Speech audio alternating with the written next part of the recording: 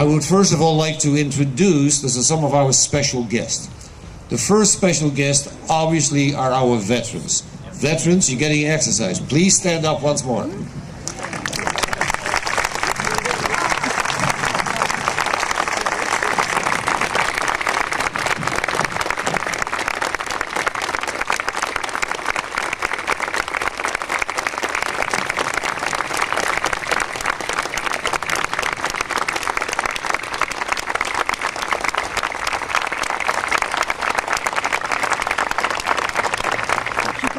I have the pleasure of introducing or asking that Her Worship Mayor de Chico to give the first address.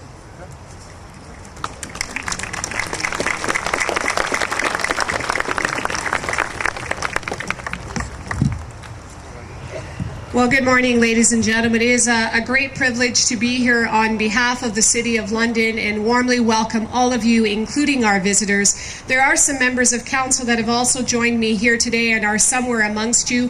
Controllers Gina Barber and Bud Polhill, and Councillors Bernie McDonald, Roger Caranci, and Harold Usher. We all know that on this beautiful day today, here in a beautiful part of London, Ontario, that we would not have had the opportunity to do that had it not been for our veterans, who are our heroes, Canadian, Polish, and the Allies.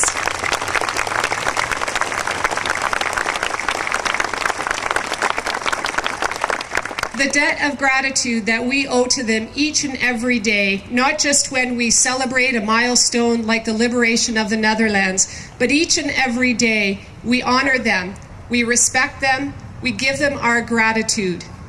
It took bravery, it took courage, and it took strength for them to be able to face the enemy every day that they were at war, in every war that we have faced as a world.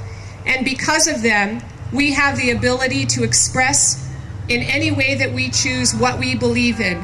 The freedoms that we have, the sacrifices that they made, these are all things that we never must forget.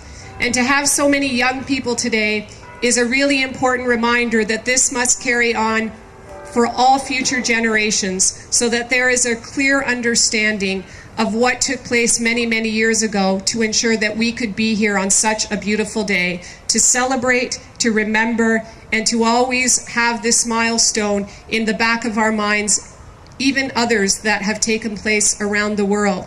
On behalf of the City of London, we extend our gratitude to each and every one of our veterans, and for those of you that are here today that make up such a great city like London, Ontario.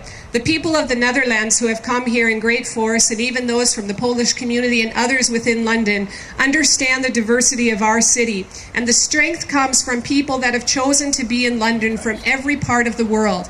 And they have the ability to do that because of our veterans. And as a result, London is one of the best cities anywhere in Canada. We owe that to our veterans. We owe it to those who have fought for us. And again, on behalf of the City of London, please join me in showing our gratitude and hoping that we will never forget.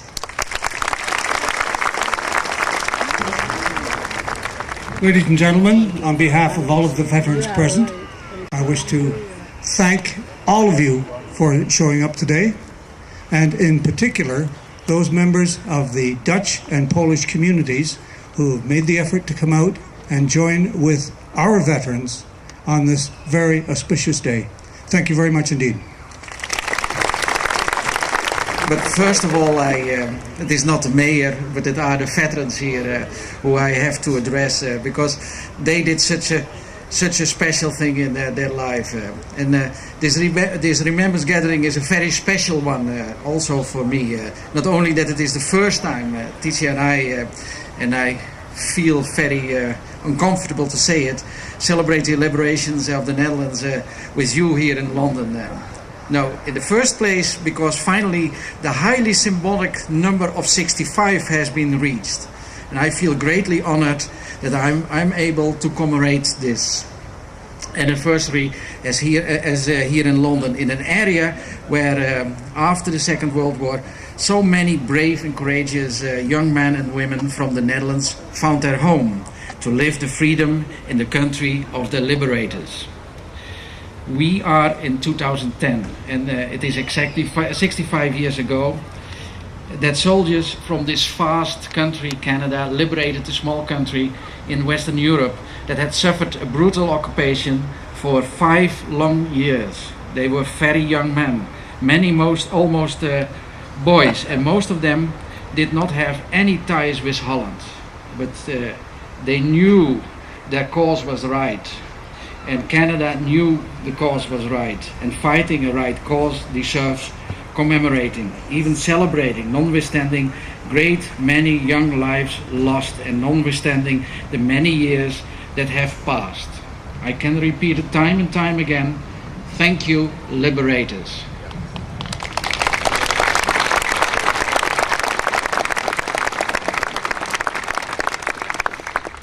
The Canadian soldiers were very popular in the Netherlands. Their attitude, their culture, it was all so dear to us. But in the Netherlands, most and for all, we were all relieved that the dark days of the war were over. How interesting it is to see that nowadays the Canadian and Dutch troops fight together, shoulder on shoulder. What will remain? The time is near that the memories of the Second World War will stop being a personal kind. The personal memories are disappearing with the men and women who lived them. What will remain is well-documented history.